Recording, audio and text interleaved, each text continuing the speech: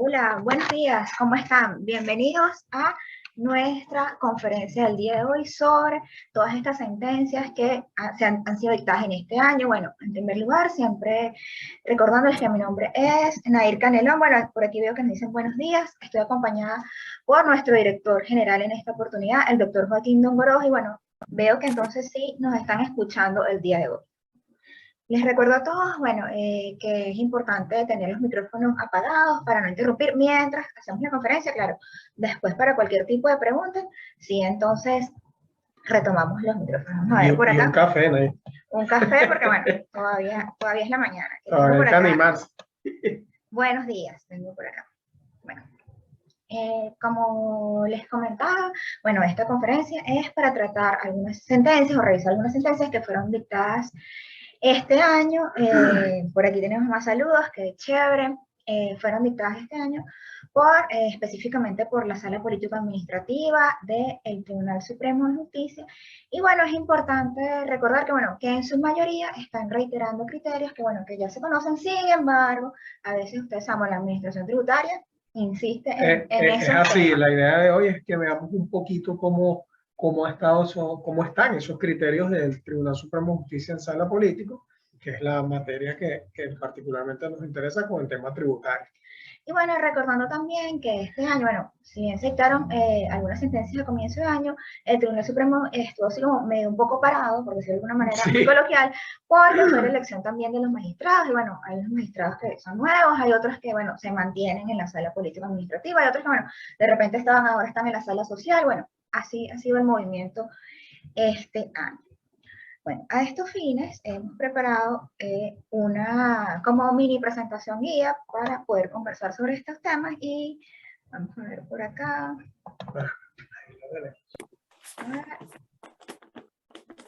No se ve, no sé qué pasa aquí.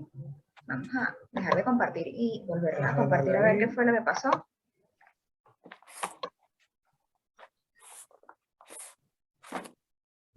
A ver si por acá, porque de verdad que... Y ahí sí va. Aquí sí ya está empezando a la transmisión. Recordando siempre que todas nuestras redes sociales son @ojdt_online.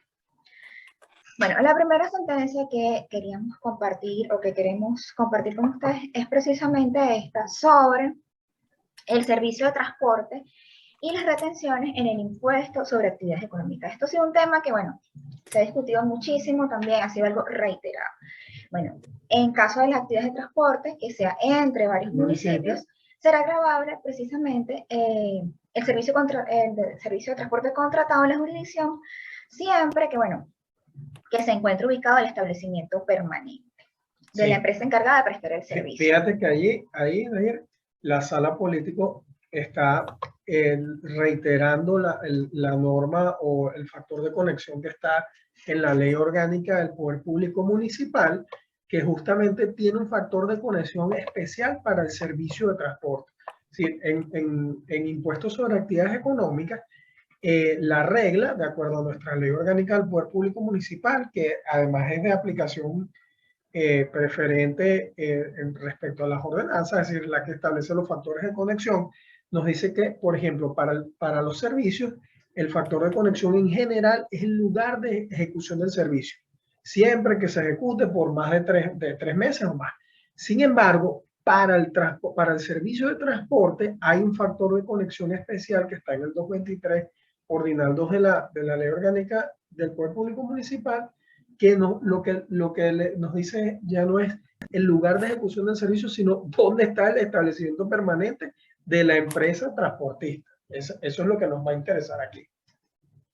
Claro, entonces hace precisamente mención a este artículo 223, numeral 2, donde habla de la habitualidad y permanencia en el ejercicio de estas actividades lucrativas. Sí, y fíjate lo interesante allí, que ¿qué ocurre, por ejemplo, si el transportista tiene varios establecimientos permanentes? Entonces, allí un poco en esta sentencia y hay otras sentencias que tocan este tema de transporte, entonces hay que empezar a analizar, entonces, ya cuál es el establecimiento permanente desde el cual haces el contrato o sea, con cuál tienes más vinculación, es decir, en dónde están las facultades de decisión en esos establecimientos permanentes, porque entonces también podemos tener problemas de imputación de ingresos brutos, es decir, imputación de la actividad económica a diferentes municipios, porque, por ejemplo, la empresa puede tener múltiples establecimientos permanentes. Entonces, acá el servicio de transporte, lo importante para establecer su vinculación a efectos del impuesto sobre actividad económica es preguntarnos cuál es el establecimiento permanente en el cual se contrata o quien contrata el servicio de transporte. Pues. Esto es lo relevante acá. Pues. Sí, bueno, y este ha sido como que un criterio que ha sido reiterado no de este año, sino ya desde hace exactamente. Y que está muy bien porque lo que viene es reforzando estos factores de conexión especial que están en este 223 de la ley orgánica del Poder Municipal. Vamos a intentar compartir otra vez porque me enviaron un mensaje de que no se veía, no sé si ahora sí se ve. Vamos a ver si ahora sí lo ven. No sé si alguno de nuestros participantes del día de hoy me puede comentar si se ve la presentación. Aquellos que creo que tienen el micrófono abierto también podrían ayudarnos con este tema. Vamos a ver por acá. Perfecto, dice por acá. Muchísimas gracias por contestar. Bueno, entonces esta primera sentencia que, bueno, fue dictada en febrero, bueno, retomando el tema precisamente del servicio de transporte. Exactamente. Vamos a ir como de repente no en orden de materia, sino en orden cronológico un poco. Exacto. Porque bueno, en marzo tenemos esta sentencia de la Sala Político-Administrativa que precisamente es la sentencia número 82 del año 2002 que nos habla acerca de los ilícitos tributarios y la concurrencia. Porque recordemos que, bueno, que cuando se configura la concurrencia en materia tributaria se toma la más grave y, bueno, se le adiciona el término medio de las otras penas correspondientes. Yo siento que la administración tributaria a veces como que sí, se le olvida muchísimo este tema. Eso te iba a comentar. No lo hemos visto tantas sentencias, sino antes, en los procedimientos. En los procedimientos administrativos. En sede administrativa, tal cual, aquí como estaba apuntando, este es un caso, o sea, que lo vemos todos los días aquí. Entonces, precisamente, y bueno, hemos traído el artículo 82 del COD vigente, que nos dice, bueno, que la concurrencia de delitos, bueno, es entendida como la comisión de dos o más hechos punibles verificados en un mismo procedimiento de fiscalización y determinador del tributo. Y bueno, precisamente lo que está previsto en este artículo 82 es la acumulación jurídica y se toma la más grave y se le adiciona el término medio de las otras penas. Pero es increíble cómo la administración tributaria ha olvidado esto y por eso es que estos casos llegan inclusive hasta la sala político-administrativa. Exactamente. Y es algo muy sencillo porque lo que determina es, bueno, hay que aplicar el artículo 82. Y ojo, y fíjate que hasta el COD del 94 y parte de la aplicación del COD del 2001, teníamos otra institución del mundo penal que aplicamos acá, la concurrencia, porque está expresamente establecida en nuestro COD. Pero además recordemos que en la parte general de los ilícitos de nuestro COD, nos dice que lo que no está previsto acá en materia penal, porque esto además es materia penal especial, está regulado por nuestro Código Penal, que además sí tiene o sea, otra figura que es perfectamente aplicable acá, que en el mundo tributario tiene unos años que la Sala Político-Administrativa tiene el criterio de que no se aplica, que es el delito continuado. ¿Por qué? Porque acá es bien interesante para estos casos, que lo vemos en la práctica, por ejemplo, ¿qué ocurre cuando el señor nos revisa y nos ve 700 ilícitos formales en una factura? Entonces, la pregunta es el punto de vista penal. Fíjense que en estos casos el señor olvida aplicar el concurso o la concurrencia real de delitos que está expresamente establecido en el COD. Justamente es como tú dices, lo que haces es tomar toda la multiplicidad de tipos penales que están ahí y aplicas la sanción más alta y las otras las reduces por la mitad. Sin embargo, también deberíamos pensar y replantearnos que junto con esta figura del concurso real de delito tendríamos que volver a rescatar la figura del delito continuado, que la Sala Político tiene varios años, que cambió su criterio y dice que no es aplicable al mundo penal. Bueno, inclusive este artículo 82 del Código Orgánico Tributario nos indica que la concurrencia se utilizará aun cuando se trate de tributos distintos o de diferentes periodos, teniendo como condición, ¿cuál es la condición acá? Que las consecuencias de las infracciones sean impuestas en el mismo procedimiento. Exactamente. Entonces, bueno, Esto también ha sido un criterio que la Sala Político-Administrativa, bueno, no solo ha reseñado en esta sentencia, sino muchísimas otras sentencias, pero bueno, hemos traído este ejemplo específico, pero es muy recurrente. Claro, que es muy bueno que lo rescatemos y lo traigamos acá a colación, porque tal como lo estás diciendo, en la práctica lo vemos todos los días, que en muchísimos procedimientos administrativos, muchos contribuyentes, muchos clientes acá en la oficina, por desconocimiento, muchas veces salen corriendo a pagar un montón de multas. Y, ok, a lo mejor usted puede estar, o sea, usted dice, yo acepto que incurrí en unos ilícitos, por ejemplo, formales. Entonces, si usted está de acuerdo en que cometió algunos ilícitos formales, entonces viene un siguiente punto importante, que es cómo aplico esos tipos penales. Entonces, el concurso o la concurrencia real de delitos es bien interesante, porque es una figura que justamente permite atenuar la responsabilidad penal tributaria con unas reglas muy específicas, más allá de que uno puede entrar a analizar, que eso es siempre importante recordarle a los clientes o a los contribuyentes en general, que aparte del concurso real de delito, entonces también están los temas de atenuantes y agravantes, o las eximentes de responsabilidad, pues. Sí, bueno, inclusive tuvimos conocimiento de un caso de los eximentes que estaban contando el periodo este donde se fue la luz, se fue la luz, el gran apagón, y de repente vemos ahí que la administración tributaria, a mí me parece eso increíble, porque es un hecho, sí, porque pues, que se conoce todo el país, y estaban entonces contando esos días de retraso, y bueno, ya va un momento, ya es imposible pagar en esos días, claro, totalmente imposible. Y fíjate que justamente ese es un caso de eximente de responsabilidad. ¿Por qué? Porque hay una causa mayor, un hecho más evidente que... Claro, porque no fue que solo se fue la luz en la zona donde está el contribuyente o algo muy específico, sino que fue a nivel nacional. Bueno, esos son detalles que hay que prestar entonces atención. Y bueno, sobre este criterio, como les comento, nosotros que realizamos las sentencias constantemente, eso se reitera en muchísimas sentencias, el tema de la concurrencia. Exactamente. A ver, vamos a continuar por acá. Y además este es un caso, o es un criterio que es bien importante tomar en cuenta, porque, como les digo, es algo muy, muy del día a día. Ok, continuamos. Unas sentencias, acá tenemos. Bueno, hablando de otros temas, como les comenté, vamos a ir de repente en orden cronológico. Tenemos el tema de las exenciones, exoneraciones y beneficios fiscales. Bueno, nos dice que, bueno, que el tema de los incentivos fiscales estará regido por el principio de legalidad. Bueno, solo pueden ser, en el caso de las exenciones, establecidas por la ley. Recordemos que en el caso de las exoneraciones, bueno, establecidas por decreto presidencial, y que estas deben ser interpretadas en forma restrictiva. Recordemos que, bueno, precisamente ya esto es un principio que está en el Código Código regula eso.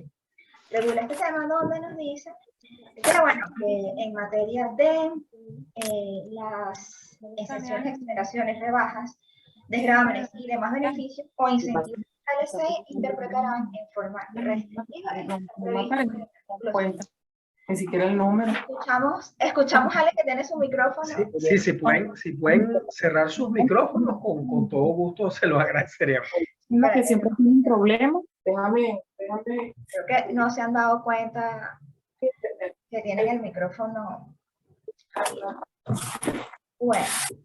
El hecho es que, fíjate que, por ejemplo, en materia de exenciones y exoneraciones o de beneficios fiscales en general, es bien importante recordar que el tema tributario está regulado por el principio de legalidad. Es decir, sin ley no hay tributo, básicamente. Entonces, los beneficios, al ser una dispensa del tributo, total o parcial, son de interpretación restrictiva. Y entonces eso nos lleva o nos conlleva a que su aplicación, es decir, si alguno de los contribuyentes, alguna de las empresas o personas naturales desean aplicar alguno de estos beneficios fiscales, tienen que hacerlo bajo el estricto cumplimiento de los requisitos que tanto la ley o el decreto ejecutivo de exoneración establezcan. Y entonces, de esa forma, estar atentos a que, si, por ejemplo, en el caso de una revisión, una verificación o un procedimiento de fiscalización por parte de la administración tributaria, entonces podamos avalar el cumplimiento de estos temas. Y fíjense, en el caso de los beneficios fiscales, es una de las materias en general donde es muy importante que si usted tiene dudas sobre la aplicación, o sea, si usted puede o no gozar de ese beneficio, oye, consultar a la administración tributaria antes. Si no es que tiene un procedimiento previo a esto de que te otorguen algún acto administrativo previo. Pero si usted tiene dudas, es importantísimo en esta materia en particular aplicar, porque si no, por ejemplo, hay sanciones bastante fuertes por aplicarse un beneficio fiscal y luego establece que usted no tenía derecho a eso. Sí, bueno, que yo realizo una actividad parecida, pero parecida no es la actividad, o sea, tiene que ser la actividad específica que está prevista, bien sea en estas exenciones o bien sea en el decreto, porque eso es parecido no. Exactamente. Porque precisamente el Código Orgánico Tributario nos dice que se interpreta en forma restrictiva porque es algo como exclusivo para determinada actividad. Exactamente, porque acá el chiste, fíjense, para que lo veamos, lo dijéramos con más franqueza, es la obligación tributaria nace, es decir, el hecho imponible se produce, si usted tiene el deber de pagar el tributo, pero por una orden del legislador o por un beneficio, o sea, una facultad que le da el legislador al Ejecutivo, entonces se dispensa total o parcialmente el pago de un tributo atendiendo a una política fiscal, pues porque en cada tributo donde hay una exención, una exoneración o una rebaja, pues el legislador lo que está es tratando de implementar una política fiscal en particular para beneficiar, bien sea una actividad económica o disminuir la regresión de un tributo como el caso del IVA, etc. Vamos a ver un momento acá. Sí, entonces, colocamos a una de nuestras... A ver... Porque siento que nos hicieron caso omiso y no apagaron el micrófono, de repente no están cerca de la computadora. Estamos tratando de bueno, lo importante es que nos estén escuchando. Sí, tratando de colocar a nuestra contadora como nuestra co-host para que nos apoye, pero no lo veo acá. Bueno, vamos a continuar a ver. No, vamos poco a poco. No. Ok, tenemos otra sentencia ya más reciente de agosto con relación a la providencia autorizatoria de los procedimientos de verificación. O sea, esto es como un caso muy específico, pero bueno, nos llama la atención, donde los datos de identificación de la contribuyente, la denominación, todo esto fue escrito a mano. Entonces, ¿qué nos dice esta sentencia? Que bueno, que esta situación de que se haya escrito a mano todos estos datos no es suficiente para producir la nulidad absoluta de este procedimiento siempre y cuando, pues, con actos administrativos posteriores, bueno, se valide precisamente que esta es la identificación del contribuyente. Esto es algo más del procedimiento, pero bueno, llegó hasta la sala política administrativa, precisamente este caso, donde pues lo que se discutía era que, bueno, una nulidad o no, porque se escribió a mano todos estos datos del contribuyente. Entonces, y fíjate que nuevamente, este es bien interesante porque el procedimiento de verificación es el procedimiento que más vamos a ver en la práctica y que tiene muchísimos aristas, o sea, o muchísimos problemas. Problemas como, por ejemplo, de si es o no es un procedimiento. O sea, sobre eso hay bastante doctrina escrita. Claro, porque es como que veo tus deberes formales, te sancionan. Ahí mismo, sin derecho a pataleo. Entonces, justamente ha estado muy en tela de juicio este llamado procedimiento administrativo de verificación de las obligaciones tributarias, porque justamente, digamos, en el íter procesal, para que cualquier actividad de la administración cumpla con el calificativo para poderlo llamar procedimiento administrativo, o sea, usted debería tener un inicio, una fase de investigación y una conclusión. En el procedimiento de verificación, básicamente vemos que eso no pasa así. O sea, llega el funcionario, dice, hola, vine aquí, tal cual, así a mano, o sea, ajá, para ver, le faltó cualquiera de los requisitos que podamos pensar en deberes formales que existen y que no existen, porque pues, eso también nos pasa muchísimo en nuestra experiencia profesional y allí mismo se produce la sanción, es decir, sin que haya una fase para el ejercicio del derecho a la defensa o al debido proceso que es más amplio, es decir, sin que se me permita saber que se me está revisando, porque todo ocurre allí. Sin embargo, fíjense que el TCJ, tomando este caso como particular, vamos a ver que la sala política tiene el criterio que el derecho a la defensa o al debido proceso se respeta porque tiene otras instancias, es decir, puede ser el jerárquico o el contencioso una vez contra eso, pero lo cierto es que de arrancada comienza con un procedimiento que tiene muchos vicios. Pues. Sí, bueno, pero en este caso se señaló que como posterior en otros recursos fue subsanado este tema, entonces bueno, no se dio la nulidad absoluta de este procedimiento. Pero qué tal que no hubiese pasado nada, entonces se generaría. Claro, y fíjate que lo relevante de esto, que es el tema de, o sea, es básicamente en el marco de un procedimiento de verificación, cómo el funcionario va documentando o sea, la voluntad de la administración pública en ese procedimiento. Entonces, había muchos cuestionamientos en este caso por el tema justamente o sea, el llenado a mano y de los tachones y la cosa, el tema de la información.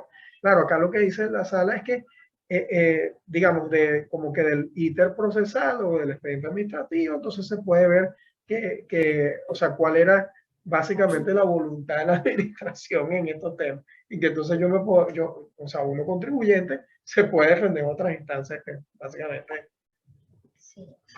¿Qué más tenemos por acá?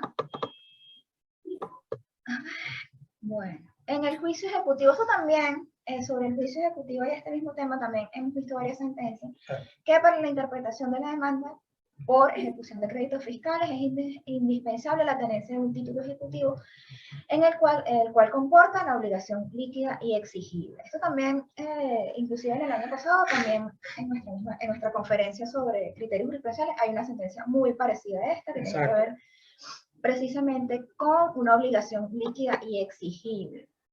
Nos dice que el presupuesto necesario para la interposición de la demanda por ejecución de créditos fiscales es la tenencia de un título ejecutivo, el cual comporta a su vez la existencia precisamente de un acto administrativo contentivo de esta obligación líquida y exigible.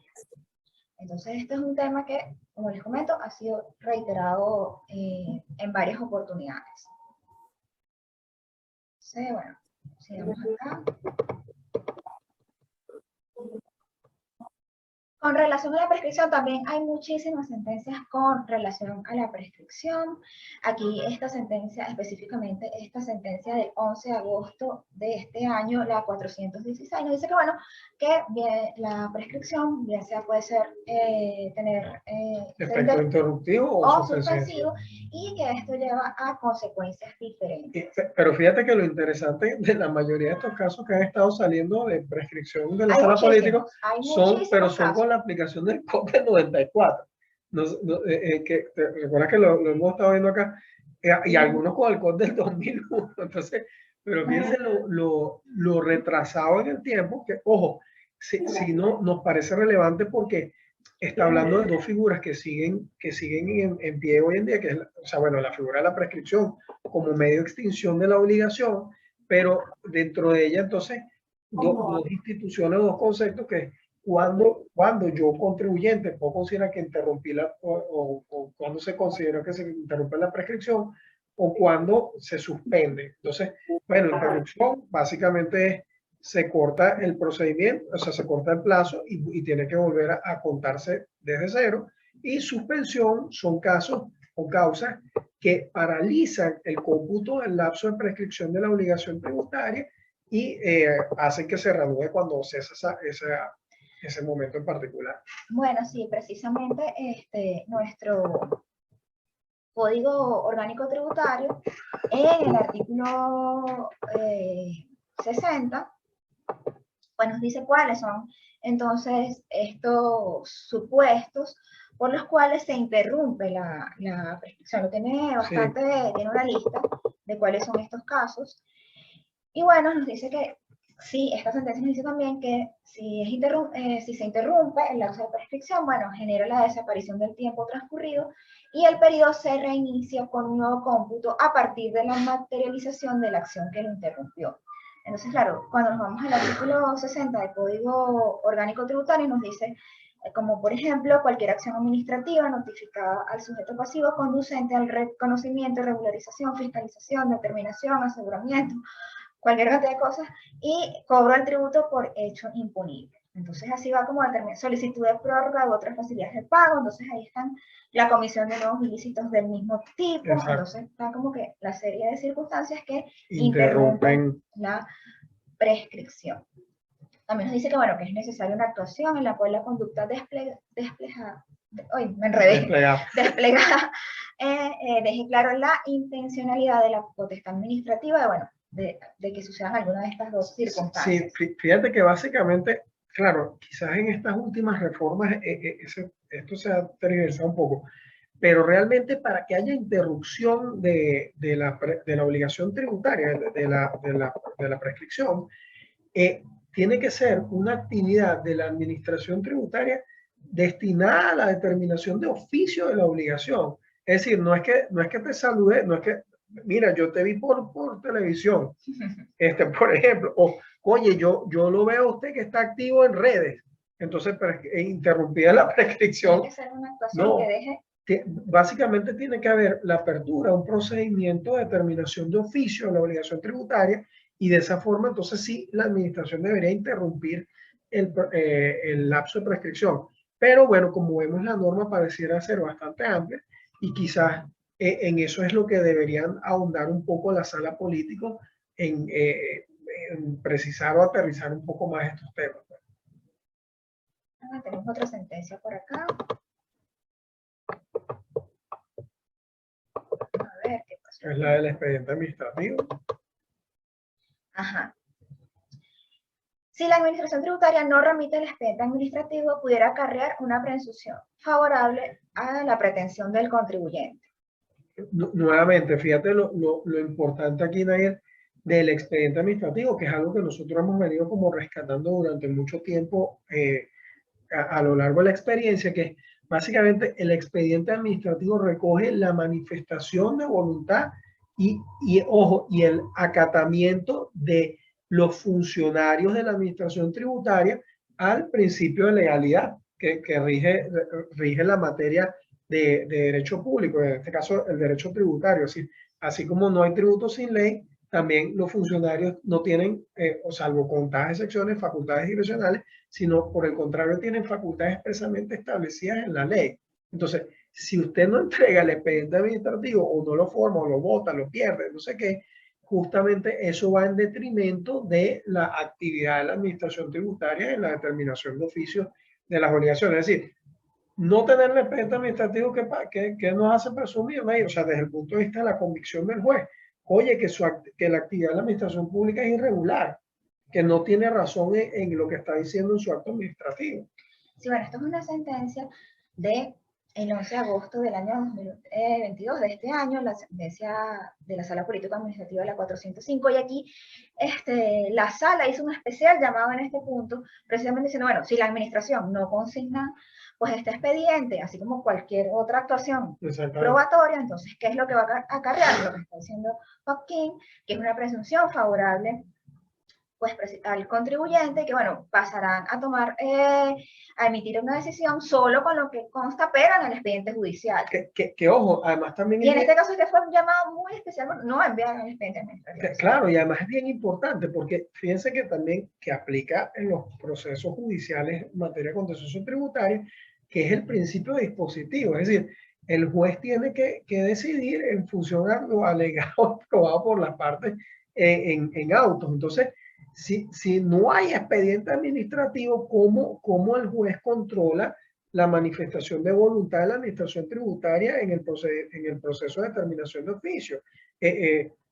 O sea, es bastante difícil, pues.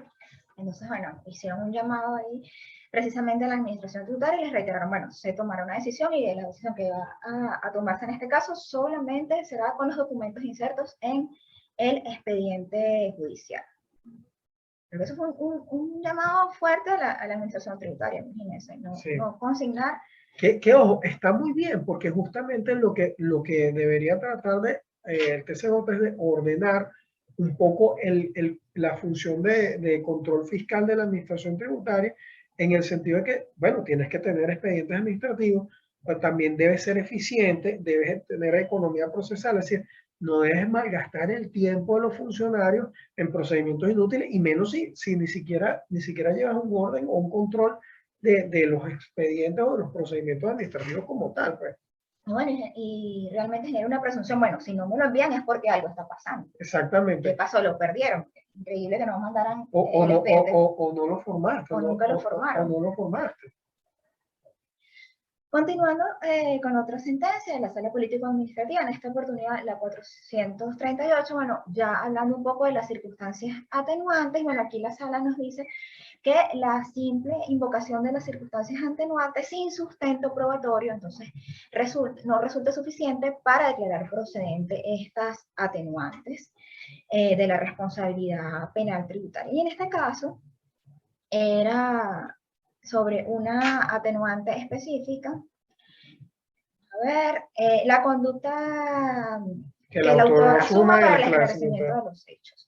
Entonces, ¿qué sucede o qué indicó la Sala acá? Bueno, que esto es una cosa muy específica, pero nos dice que tiene que existir un hecho objetivo y que debe ser comprobado precisamente esta conducta del contribuyente para el esclarecimiento de los hechos. Porque en caso contrario, entonces no puede ser una atenuante. Y fíjate que en materia penal tributaria, que digamos, esto se le olvida mucho a la administración tributaria con este tema de la presunción de legitimidad del acto administrativo, es que, por el contrario, en materia penal tributaria o en materia penal administrativa en general,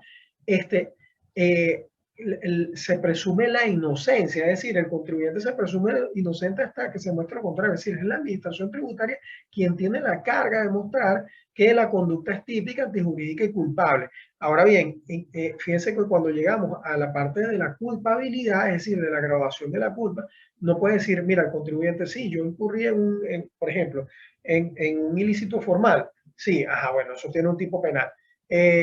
Le produje, el siguiente elemento que tengo que analizar ahí es, ¿le produje un daño al patrimonio de la nación? Bueno, puede que sí o puede que no. Supongamos que hacemos el cheque y decimos sí, porque, bueno, le produje una disminución de ingresos tributarios o un menor control fiscal, etcétera. Entonces, pero llegamos a la parte de las atenuantes, es decir, de la nivelación o de la graduación de la culpa, y entonces aquí es donde entran las eximentes de responsabilidad y las atenuantes o las agravantes. Fíjate que esta en particular, la conducta que el autor asume en el esclarecimiento de los hechos, básicamente lo que yo tengo, como a mí se me presume inocente, o sea, acá lo que yo tengo que decir o listar, que quizás es lo que la sala trata de decir acá, es que yo tengo que listarle, bueno, que mira, yo me puse a la orden, en todo momento le di acceso a la administración tributaria mi información confidencial en el marco del procedimiento administrativo, es decir, he hecho un montón de conductas o un montón de actuaciones que en ningún momento han entorpecido la determinación de oficio por parte de la administración, sino por el contrario, le han facilitado el trabajo. Entonces, eso es lo que abunda es en una buena conducta por parte del contribuyente o del sujeto pasivo, si es en calidad de responsable o de agente de percepción, y eso debería entonces permitirme graduar la culpa hacia abajo. Sí, claro, porque en este caso estamos hablando de atenuantes. Sí, bueno, esta es una sentencia nos llamó la atención precisamente porque entró a analizar una circunstancia atenuante específica. Esta de la conducta que asuma el contribuyente para el esclarecimiento de los hechos.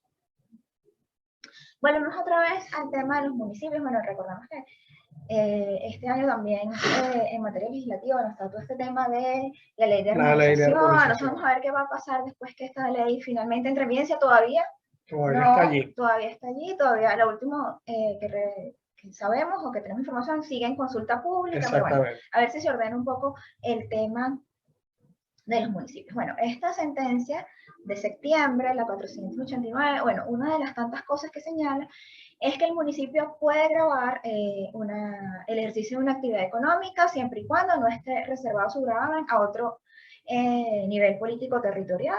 Bueno, eso es un poco... Fíjate que aquí lo que, digamos, está buscando esta norma, dos normas que están en la Constitución, que son un poquito desarrollar el 180 y el 183 en la Constitución con el tema de las potestades tributarias, pues.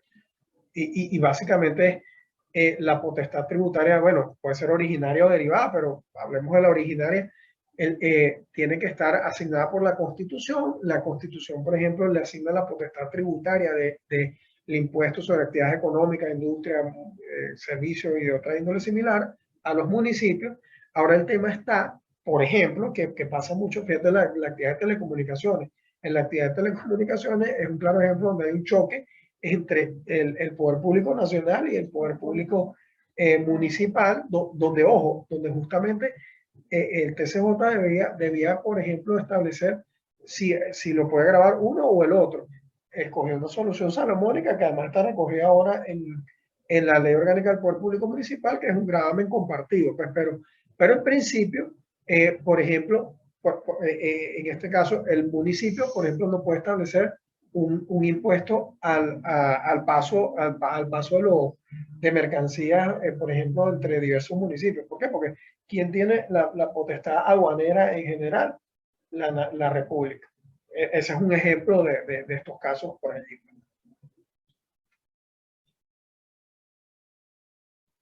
Bueno, también en el mes de septiembre, otra sentencia habla de que los funcionarios de la administración tributaria tienen una obligación que se deriva de la ley de no revelar los datos e informaciones de los contribuyentes y demás particulares, que estas informaciones que se obtengan a través del ejercicio de su función. Entonces aquí está como el deber de confidencialidad por parte de los funcionarios. Y importantísimo, que además también acarrea responsabilidad personal para el funcionario.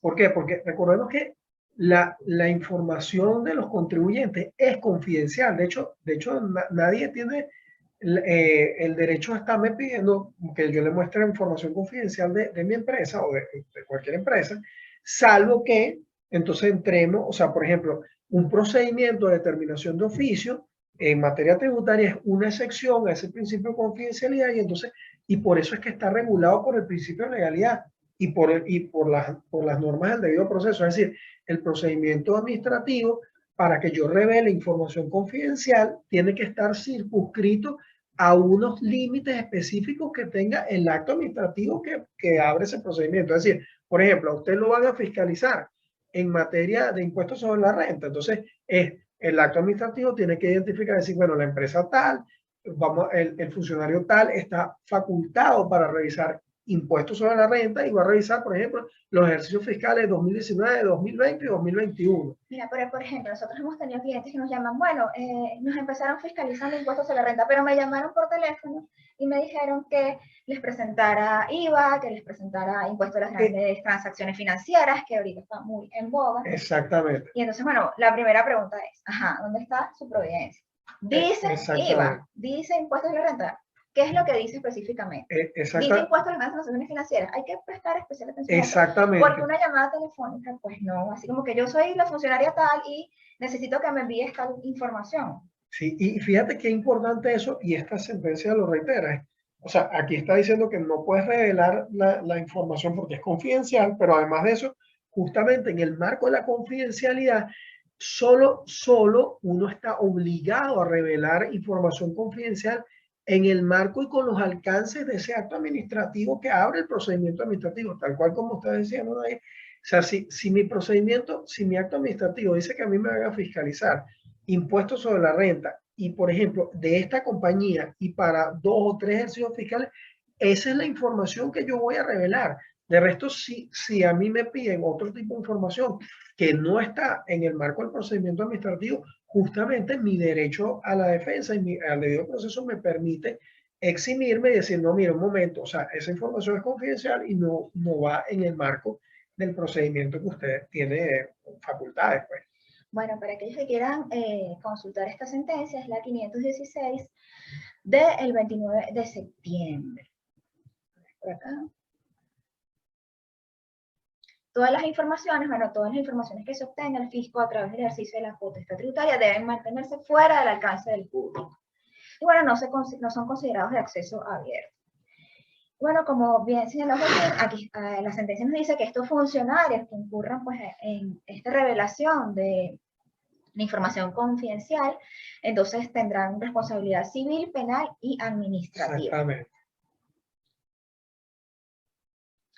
Responsabilidad solidaria, como les comenté, y vamos a brincar de un tema a otro porque estamos como en orden cronológico. Nos habla esta sentencia precisamente sobre que se puede exigir el cumplimiento del pago al contribuyente o a sus responsables solidarios de manera indistinta. Entonces aquí precisamente toma un papel relevante el tema de los responsables. Recordemos que los responsables, bueno, en calidad de agentes de retención, agentes de percepción.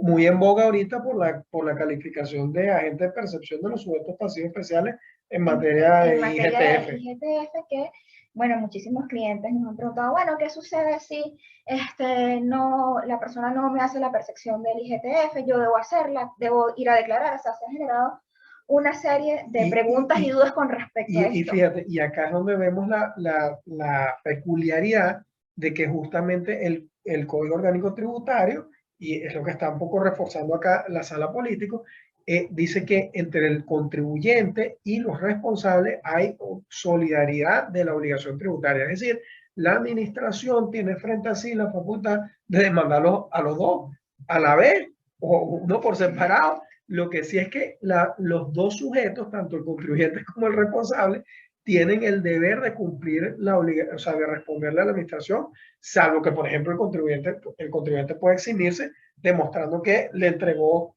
o cumplió con, o sea, por ejemplo, si el agente de percepción me hizo la percepción, yo puedo demostrar como contribuyente que no, mira, mi solidaridad cesó porque ya yo cumplí. Pues. Eso tiene que estar bien documentado, es algo muy importante, donde se deje constancia que, bueno, ya yo cumplí con mi obligación, vea donde la gente de percepción, a ver qué pasó ahí. Y fíjense lo importante acá que por ejemplo, en materia de IGTF, que está tan en boga ahorita, que no tiene mucho desarrollo ni legal ni reglamentario, el tema es soportar la percepción en aquellos casos de movimientos o de extinción de obligaciones que no pasan por el sector bancario, porque cuando pasan por el sector financiero, el banco, que es el agente de percepción, bueno, queda todo respaldado en el sistema. Pero el problema está en cuando no pasamos por el sistema financiero, es decir, cuando extinguimos una obligación, por ejemplo, en efectivo, con algunos aplicativos o transferencias afuera, etcétera. Y entonces, bueno, fíjense que el sujeto pasivo especial, que en este caso es agente de percepción y es el receptor de esos pagos, va a decir, epa, yo soy agente de percepción. Entonces, allí lo importante, fíjense que no está documentado en la ley, pero que nosotros hemos insistido muchísimo que es importante generar un comprobante de percepción de manera que le permita al agente de percepción documentar la operación y también al contribuyente documentarla para que todo esté soportado, precisamente por estos para casos justamente delimitar la responsabilidad solidaria. Pues. Bueno, entre lo que nos señala la sala política en esta sentencia, un poco desde el punto de vista teórico, que bueno, viene dada por una vinculación directa, esta solidaridad entre el sujeto que se verificó el hecho imponible y aquel que, bueno, lo mismo que dice el código, que sin tener carácter de contribuyente debe entonces cumplir con las obligaciones, y bueno, esta solidaridad nos dice que establece un doble vínculo obligacional. Y fíjate que de ahí sale esta premisa o esta máxima en la práctica de que el agente de retención o de percepción frente a la duda retiene o percibe el tributo. ¿Por qué? Porque además los ilícitos tributarios para los responsables son bastante onerosos. Ante la duda, mejor retengo o percibo. O no, más bien, frente a la duda, lo que el agente de percepción tiene que tener es muy claro su rol y documentar muy bien la operación. Porque fíjense qué ocurre, que lo hemos visto muchísimo en la práctica también en materia de responsabilidad por ilícitos penales tributarios por responsabilidad solidaria. ¿Qué ocurre, por ejemplo, si yo, agente de percepción o de retención, no practiqué la retención o la percepción? Necesariamente incurro en un ilícito tributario. Depende, o sea, fíjense que como esto es materia penal tributaria, acá lo importante es que analicemos los tres elementos del tipo de la materia penal, que si hay un hecho típico, antijurídico y culpable. Por ejemplo, pues si hay un tipo penal para los responsables, sí lo hay, o sea, por no retener o imaginemos que estamos hablando de no retener. Entonces, fíjense, ahora, hay un tipo penal por no retener. Sin embargo, en el siguiente análisis o el siguiente check que yo tengo que hacer del tema penal es si la conducta es antijurídica, es decir, si le produce un daño, en este caso al patrimonio de la República.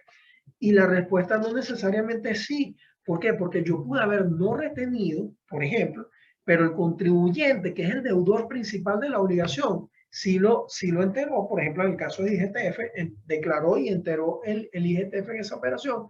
Entonces, con lo cual significa que no se le ha producido un daño o un daño al patrimonio de la República y por lo tanto la conducta, fíjense que es típica, pero no es antijurídica. El contribuyente realizó realizó porque el contribuyente declaró y enteró el tema. Entonces, fíjense que estos son todos elementos bien importantes que, si bien la solidaridad es algo que sí tenemos que tener presente, porque además lo establece la ley, es decir, no es que queramos o no queramos ser solidarios, sino que la ley o nuestro código nos dice que entre el contribuyente y el responsable hay solidaridad.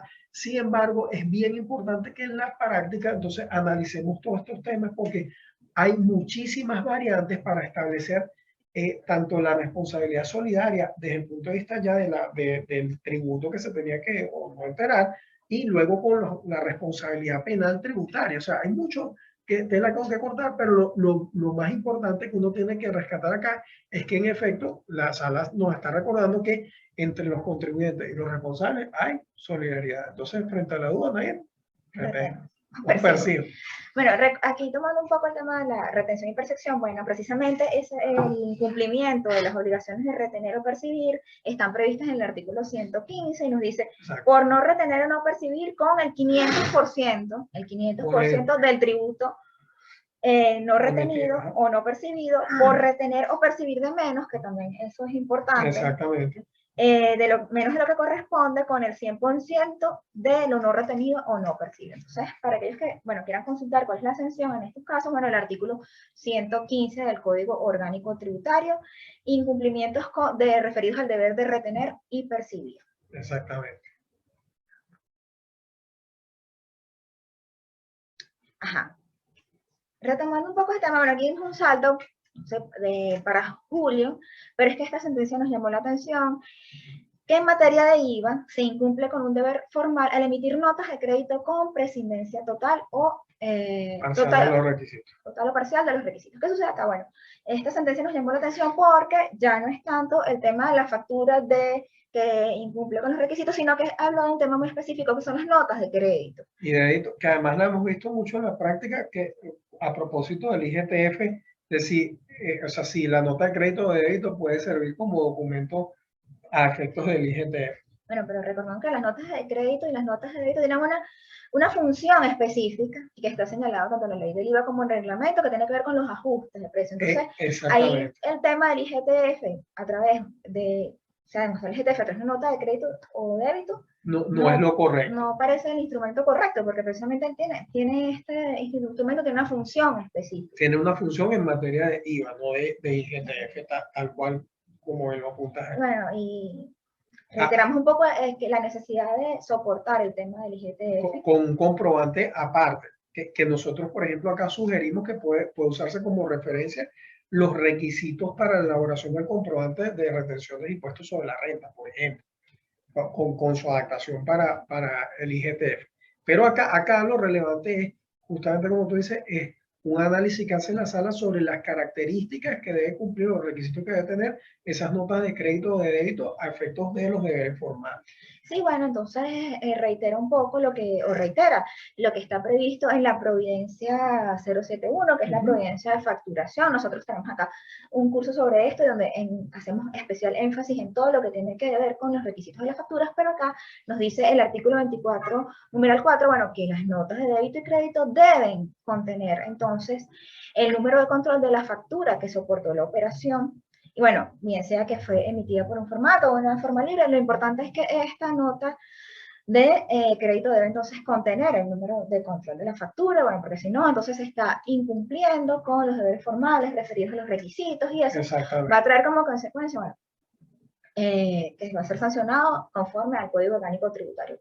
Pero bueno, como les comentaba, esta sentencia ya no habla de las facturas, que bueno, es lo que normalmente uno ve en la sentencia, sino que va al caso muy específico de la nota de crédito. Y fíjate que acá las notas de crédito y notas de débito, bueno, juegan un papel bien importante en la práctica, sobre todo, por ejemplo, con los temas de ajustes de valor de mercancías o de servicios, por ejemplo, por diferencial cambiario, por descuentos, por pronto pago, etcétera. O sea, entonces es bien relevante documentar la operación utilizando estas notas de crédito, notas de débito, que nos permitan nuevamente evidenciar la realidad de la operación económica que está ocurriendo allí. Bueno, y en este caso entonces tenían una nota de crédito que no sabían como con qué casarla, con qué factura, o sea, esas distorsiones entonces que a veces se generan, bueno, que entonces la administración siente que no puede llevar el control de qué fue lo que pasó. Eficiente.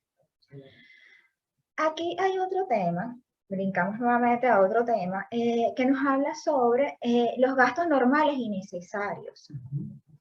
En el caso de impuestos sobre la renta, bueno, este caso era de una adquisición de títulos valores en el mercado de permuta. Ven cómo hemos tomado casos muy específicos para conversar el día de hoy.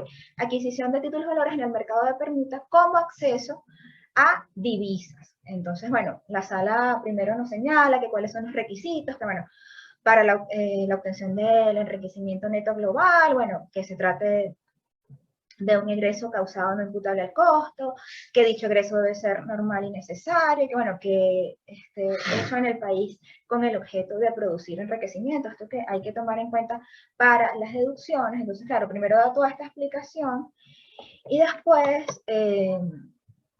nos señala un poco que, bueno, que la pérdida que se genere en la operación de estos títulos, pues primero señala que no está previsto en el artículo 27, y bueno, que las pérdidas sufridas deben siempre se corresponden a gastos normales y necesarios con el fin de producir renta. Entonces dice que, bueno, que como esto fue un mecanismo para la adquisición de divisas, entonces que no, entonces constituye un gasto normal y necesario. Esto fue lo que, bueno, dice la sala en esta oportunidad. Y fíjate que la sala ha sido muy variante con este criterio, y creo que es un tema más bien probatorio.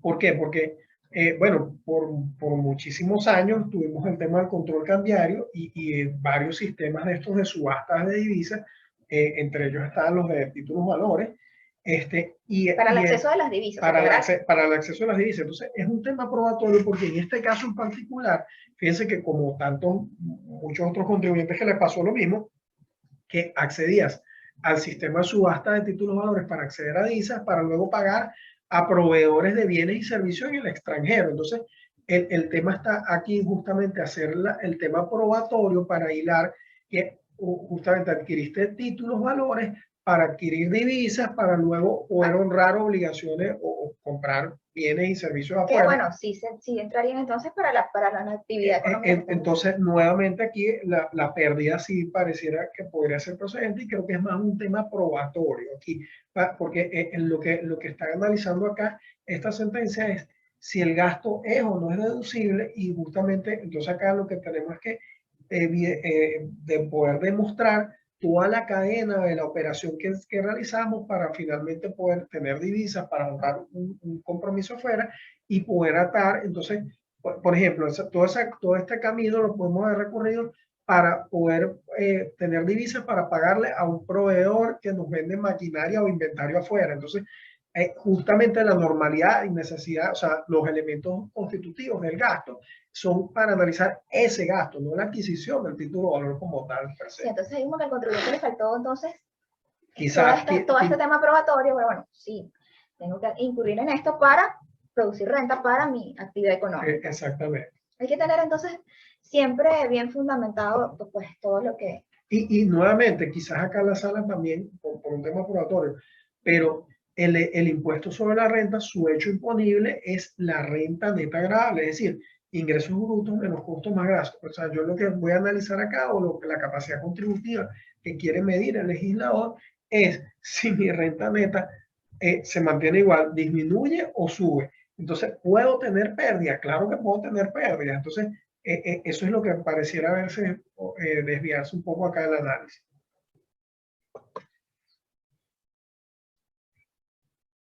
Bueno, otra sentencia también de Tura, bueno, nos habla sobre que esto también está previsto en el código, la potestad de autotutela que tiene la administración para revocar sus actos. Y bueno, lo que reitera la sala acá es que, bueno, siempre que estos actos administrativos no originen derechos subjetivos, intereses legítimos, personales o directos para un particular, bueno, podrán ser revocados por la administración tributaria, por la misma autoridad que los dictó o por el respectivo superior jerárquico. Esto es como reiterar lo que ya está establecido en el código. Sin embargo, ahí la sala hace como un llamado a que, bueno, esta potestad tributaria no es amplia, así como para que los particulares modifiquen la voluntad de la administración, pero sin embargo sí puede entonces la propia administración revocar sus actos.